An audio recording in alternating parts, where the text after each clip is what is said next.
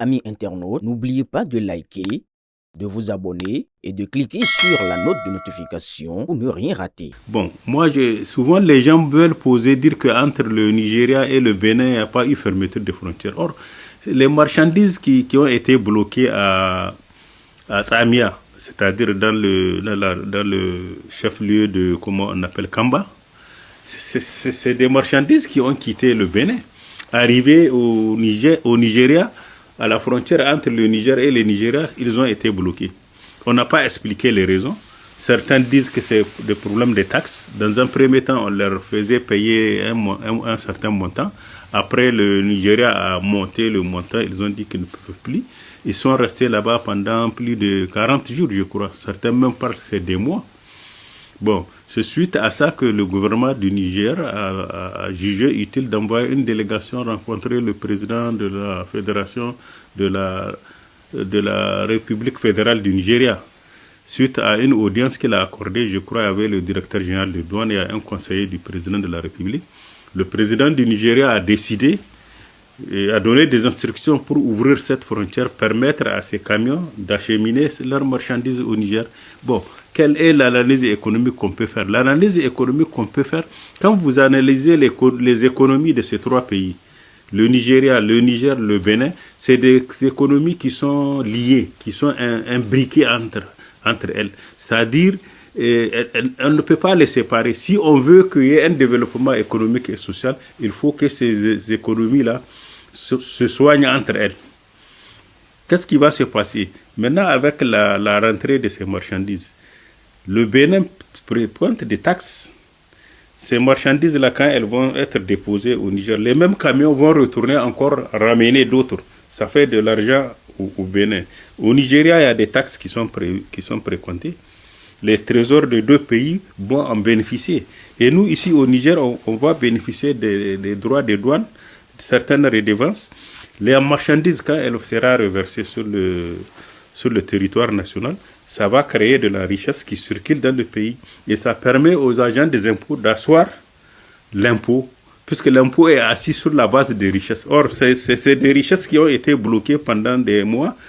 La richesse ne circule pas. Maintenant, avec cette ouverture, ça permet à la richesse de circuler sur les biens, sur le pays.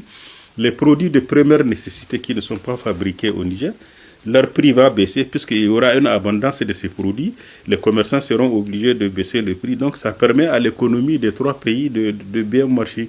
C'est-à-dire c'est bénéfique à l'économie des trois marchés. C'est pour cela, moi, souvent, j'ai dit, la conduite de la politique des relations internationales, en matière de conduite de la politique des relations internationales, c'est l'économie qui prime.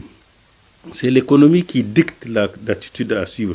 Vous voyez, dès qu'on a ouvert ces frontières, il y a eu un certain engouement, il y a un relâchement, les populations, tout le monde trouve son compte. C'est ça même la politique économique, la conduite de la politique économique, financière et monétaire.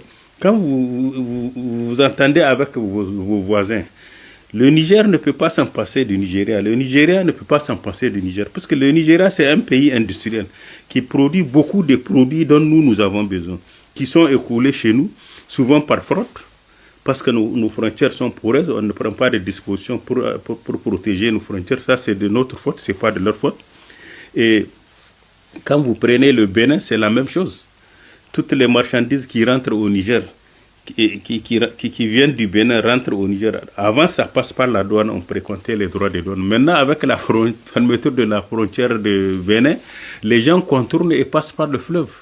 Et toutes ces marchandises qui passent par le fleuve ne payent pas de taxes, ne payent pas de redevances à l'État du Niger. Ils ne payent qu'à certains de leurs complices qui les aident à frauder.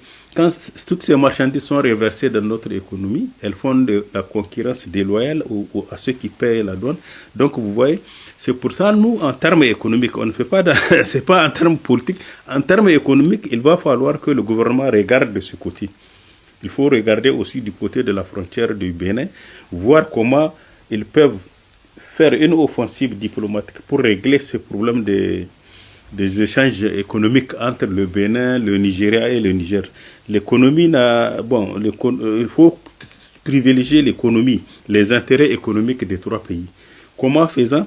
en trouvant des solutions pour trouver des solutions, et on